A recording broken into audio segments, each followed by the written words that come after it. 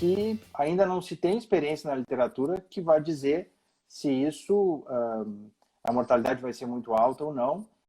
O que se sabe é que se a gente tem um doador SARS-CoV-2 num PCR positivo, a gente não utiliza o fígado. E isso também acontece para outros órgãos. O que está se tentando fazer é um protocolo nacional que inclua o PCR, sempre que possível, além de, claro, uma história clínica epidemiológica completa, que se descarte pacientes com os sintomas, né, naqueles lugares onde não se consegue fazer o PCR, e até a tomografia de tórax na admissão, né, do paciente receptor, porque aí a gente pode fazer tanto no doador como no receptor a busca para diagnosticar pacientes que possam eventualmente estarem assintomáticos e que tenham a doença.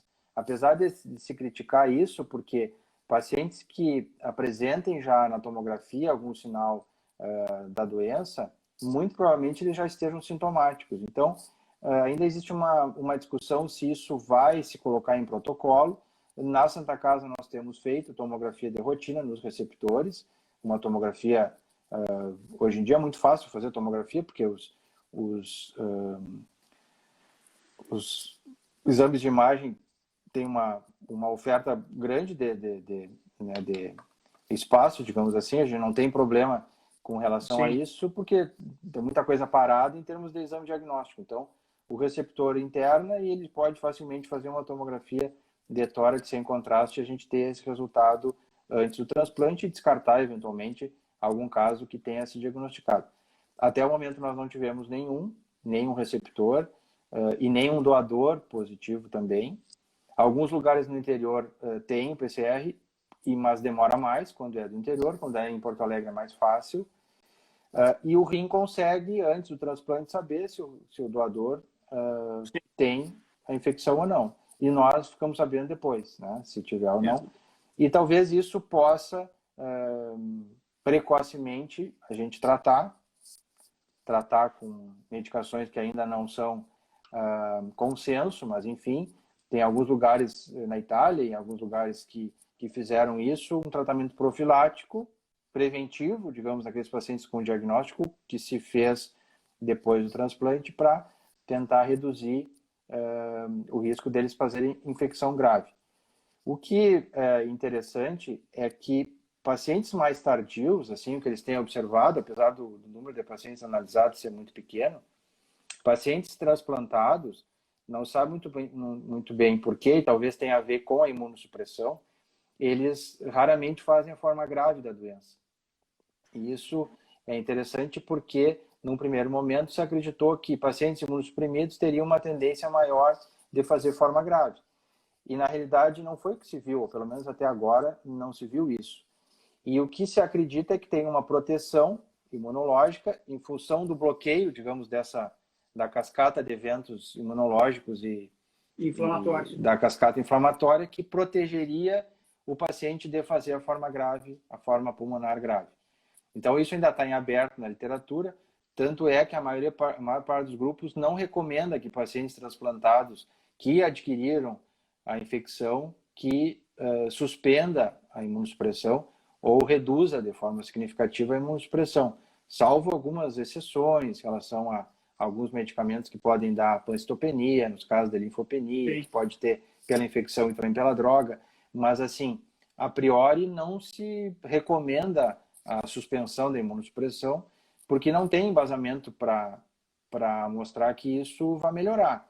Então, é um dado interessante, assim, que talvez ajude a entender que, na realidade, o que acontece é uma reação inflamatória e que todo o dano, digamos, que se segue à questão da infecção pelo coronavírus dependa muito da questão imunológica, que no paciente transplantado, por ser imunossuprimida, ela está, de certa forma, bloqueada. Então, isso é mais uma lebre levantada em relação à hidroxicloroquina. Exato. Então, tem protocolos, assim, tem alguns, grupo italiano, até que publicou há pouco tempo, eles utilizam, e na Espanha também agora, a Espanha publicou agora um protocolo nacional que eles indicam pacientes que tiveram diagnóstico precocemente depois do transplante, mesmo sem sintomas, eles tratam precocemente com hidroxicloroquina e azitromicina, entre 5 e 7 dias. Esse é o protocolo deles. Não tem validação, não tem estudo que comprove essa eficácia, mas eles acham que o risco é muito baixo de usar, né, monitorando, enfim. Então, essa resposta ainda não se tem, mas é plausível que se imagine que isso realmente possa ter algum impacto quando se utiliza nessa população de forma mais precoce. Então, em resumo, eu acho que cada programa de transplante ele tem que, no momento de definir se o programa vai continuar, os critérios para se utilizar os órgãos, até isso tem sido discutidos, porque no fígado, por exemplo, existe aquele doador que é o doador ideal e existe aquele doador que é o doador não ideal. Para dar um exemplo, é dito um fígado marginal, um órgão marginal, significa que ele não é um órgão ideal. Então, são pacientes idosos, são pacientes muitas vezes etilistas, enfim, que têm algumas condições que o órgão não é ideal. Então, esses doadores, muitas vezes, eles traduzem no receptor um risco maior, um risco de aumento da incidência de infecções no pós-operatório, aumento do tempo de UTI, ventilação mecânica, risco de retransplantes. Então, num cenário de escassez, então isso também tem que ser considerado. Claro. Agora, o que não dá para se, digamos, privar são pacientes que já têm doenças crônicas graves e potencialmente fatais, como a cirrose, como o carcinoma hepatocelular, falando especificamente no transplante hepático, e que se eles não transplantarem num período X, eles vão a óbito. Então, os programas não podem parar, né? Então, tem que se avaliar, obviamente, cada situação, a situação específica de cada local, e tem que discutir com os pacientes também. Tem pacientes que estão em lista e eles estão mais graves do que outros. Então, esses que não estão tão graves, que precisam transplantar, mas que não estão tão graves, não tem tanto risco de evento fatal, e isso existem scores que procuram quantificar esse risco, esses pacientes podem aguardar, podem fazer o transplante em momentos mais adiante, e deixar, digamos, aqueles pacientes mais graves e pacientes com carcinoma hepatocelular, por exemplo, para não perder o timing ideal para o transplante, né? Então, isso é uma coisa importante de se discutir com os pacientes essa realidade. E existe o risco, né? Existe o risco, até se sugeriu, a Associação Brasileira de Transplante de Órgãos sugeriu ser incluído no consentimento informado uma ou duas frases em relação a isso. Nesse período de pandemia, existe o risco, que é um risco que não se sabe exatamente ainda qual é e o que pode acontecer, para os pacientes também consentirem com isso, né? Mas eu acho que o mais importante é interagir com os pacientes e saber exatamente se há um momento ou não, né? Avaliar cada caso a caso, porque eu acho que são situações que indicam esse tipo de conduta, e eu acho que é mais ou menos por aí. Com relação às outras medidas que todos nós estamos fazendo, a questão de evitar aglomerações, evitar viagens, né? Isso é uma coisa importante, evitar lugares com muita gente. Nós estamos tentando organizar assim, um sistema que os pacientes mais antigos consultem não tão frequentes, utilizando ferramentas, né, virtuais como WhatsApp, e-mail, enfim, formas da gente ver resultado de exames, que não precise, na realidade, a presença física do paciente. E aqueles que transplantaram há menos tempo, aí sim, as consultas então regulares, que são necessárias no princípio de forma mais frequente, com todos os cuidados, né? O distanciamento, em salas de espera, evitar que chegue muito tempo antes da consulta, as equipes médicas evitarem atrasos, enfim.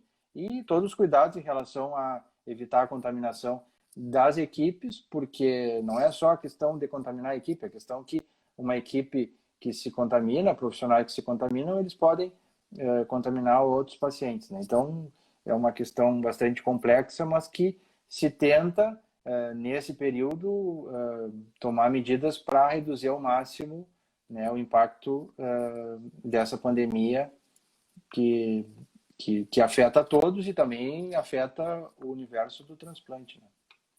Houve transplantes durante a pandemia? Agora? Sim, os transplantes continuaram. Normalmente. Os transplantes continuaram normalmente. Houve uma queda, no caso, na Santa Casa especificamente, houve uma queda no número de transplantes de rim, mas o fígado teve esse aumento relativo em relação ao ano passado, mas eu acho que a causa foram essas aí que eu apontei. Não dá para tomar isso como um parâmetro. A tendência é que se reduza o número de doadores e a tendência é que se reduza o número de transplantes, talvez nos próximos 2, 3 meses. A gente não sabe quanto tempo isso vai durar, né?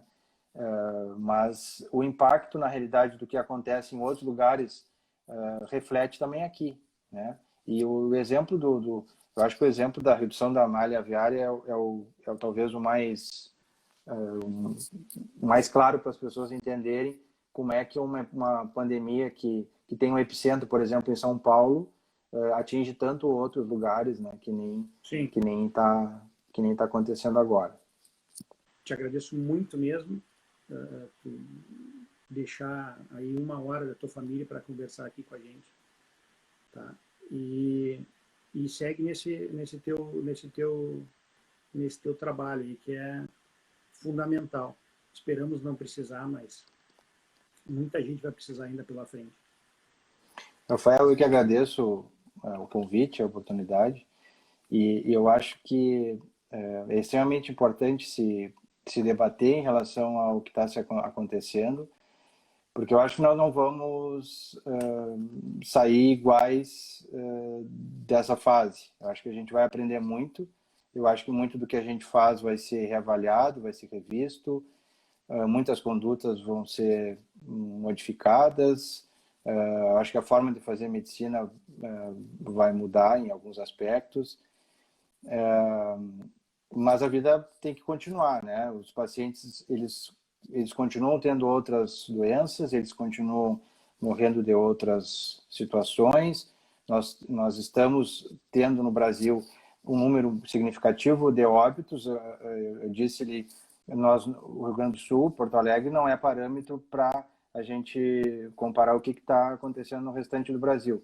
Mais de 7 mil óbitos numa infecção que tem um pouco mais de 2 meses aqui no Brasil, é realmente bastante. Mas, por exemplo, no transplante tem perto de 40 mil pessoas que estão em lista esperando órgãos, né, diferentes órgãos. Então, imagina só o impacto disso se tudo isso para, né? Se a gente simplesmente para de fazer as outras atividades para apenas focar numa determinada pandemia, né? Que deve ser tratado, que deve ser estudado, que nós estamos aprendendo muito com ela e poucas coisas ainda, né, se sabe, mas as pessoas estão morrendo de outras causas, né? E no transplante isso não é diferente. Então eu queria agradecer o convite, fico sempre à disposição para sempre que precisar. Para mim foi um prazer ver colegas ali que deixaram o seu like e também conversar contigo, um assunto que eu gosto bastante e que espero poder ter contribuído, ter ajudado e ter esclarecido questões que acredito eu que são relevantes nesse momento. Muito obrigado. Obrigado, meu irmão. Um grande abraço. Tá? Beijo para todos. Que estão aí, que estiveram presentes, colegas, amigos, pessoal que já nos segue aí no Instagram. Tá? Quem não conseguiu assistir, vai estar disponível amanhã no canal do YouTube, que tem o mesmo nome, DR, Rafael Resch, tudo junto. Né? E é isso aí. Tá? Um abração para todos. Alfeuzinho, prazer. Obrigadão, tá? Boa noite a todos. Tchau, tchau, pessoal. Boa noite.